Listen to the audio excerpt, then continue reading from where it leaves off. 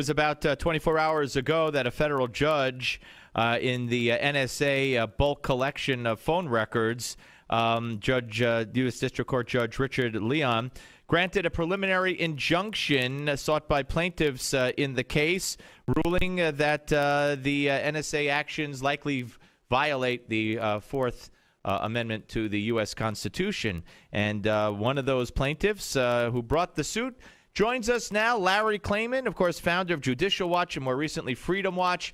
Congratulations are in order, Larry.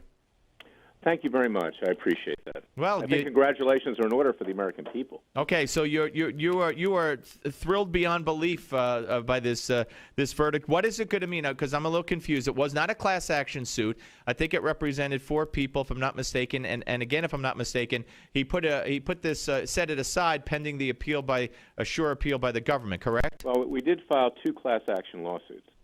Okay, there's one against Verizon, there's the other against Sprint and the other cell phone providers, as well as the internet providers like Google and Facebook and Skype and you name it.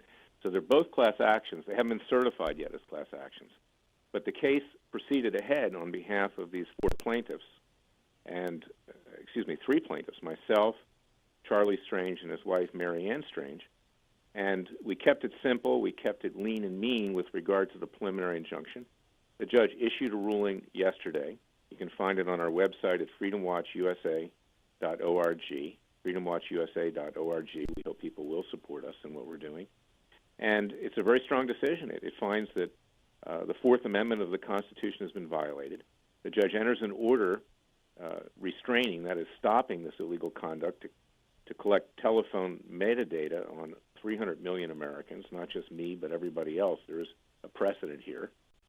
And the judge did stay it pending appeal, but he also said at the end of his decision, and again, you can find it on our website at freedomwatchusa.org, that if his decision is upheld, I'm confident that it will be, and the government hasn't stopped what they're doing in the interim while they take the appeal, when the order comes back to him, there will be hell to pay. And the government's now on notice. Obama, Senate Democrats and Republicans who are his enablers in this program with intelligence committees, the NSA, Eric Holder, everyone is in this case. They're all on notice that if they violate the law further, they've committed a crime. And we will seek criminal penalties if they do that.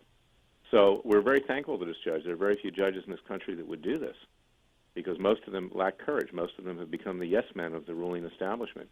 But we have to take our hat off to Judge Richard Leon. He's an American hero, and he gets the credit. I made the argument, I'm the jockey, but he's the horse. Well, and he came through for the American people. Well, Larry, he said it was, I cannot imagine, well, he basically wanted to know, he said that the Obama administration, which defended the program as a crucial tool against terrorism, said that the administration was not able to point to one terrorist action that was stopped by this program. Do you think that was key? Well, I think it's one aspect. I mean, basically what he's saying is that the government lied to him again. There's a history here, and we pointed that out to the judge, and he actually wrote it into his decision. Again, you can find it at freedomwatchusa.org. He wrote in his decision how many times NSA has lied to the courts, how many times they have committed infractions of the law, to put it mildly. And he made reference to our founding fathers. He made reference to James Madison in particular, that they would never have conceived of a nation that would ever do this to its own people.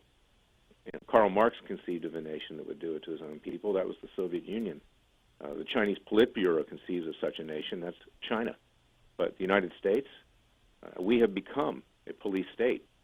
And the American people cannot make one call anymore or use their internet without fearing that their government is going to gather information from their doctor, lawyer, accountant, or anyone that could destroy them.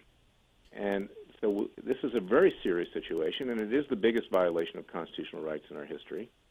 If our founding fathers had faced this from King George, if he had had an NSA, they would have been picked up, arrested, and executed before they ever got to Philadelphia to sign the Declaration of Independence. We're talking to Larry Klayman, founder of Judicial Watch and more recently Freedom Watch here on the Steve Malzberg Show. He won the case yesterday, the landmark case against the NSA. Let me ask you, before we get to a very interesting and troubling column by our friend Jerome Corsi at WND today, I just want to ask you, what is the next step? What's next in the court procedures? Where do we go from here? Well, we're going into discovery right now. and we're going to be seeking a national security clearance. I had one as a Justice Department prosecutor, so I should be able to get it. And we'll be able to uncover more information, perhaps, than even Snowden has at the current time. And he's leaking information every week. And this is part of the class action suit? Yeah, and then we're going to be seeking certification of the class. So this is something that's important. You know, we have people out there right now. We did the heavy lifting here, guys.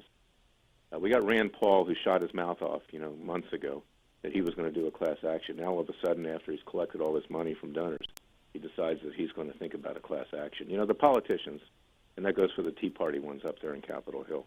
And I'm a proud Tea Party person. Some people say I invented the concept. But what's really the beauty of this case is that the American people did it for themselves. The congressmen and senators up there in Capitol Hill, they play political games to shake the money tree.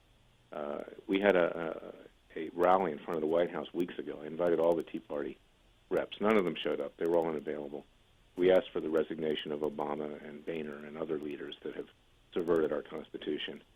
So this is a judge who is standing there for the American people, and the American people are invited to join our lawsuit, and I hope they will.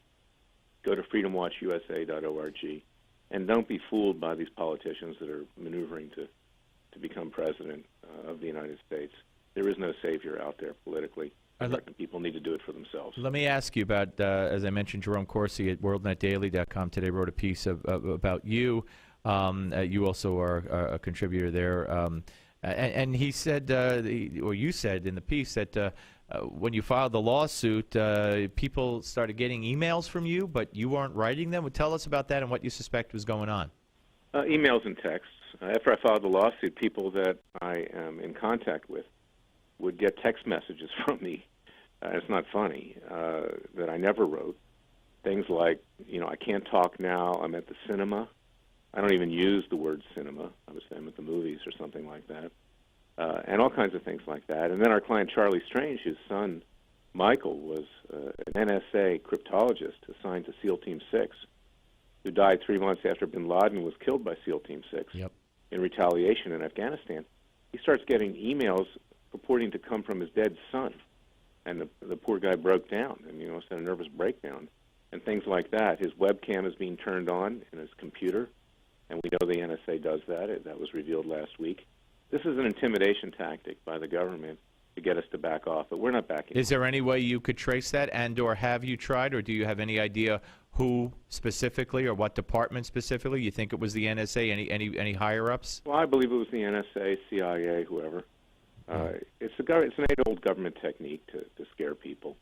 When I was at Judicial Watch and we were fighting the Clintons, white guys in aviator glasses would walk back and forth in front of our office that was in an African-American neighborhood. There weren't that many white guys in aviator glasses following our people home.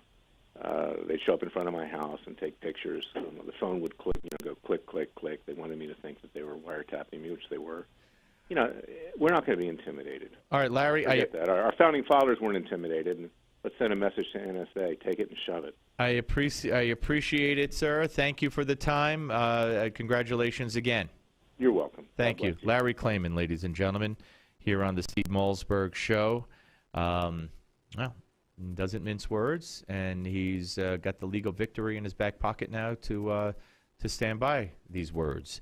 And we'll see how it progresses from here. We'll await the appeal, and it's going to get very interesting. When we come back, ladies and gentlemen, former Governor Jim Gilmore from Virginia on the Steve Malzberg Show, Newsmax TV and radio.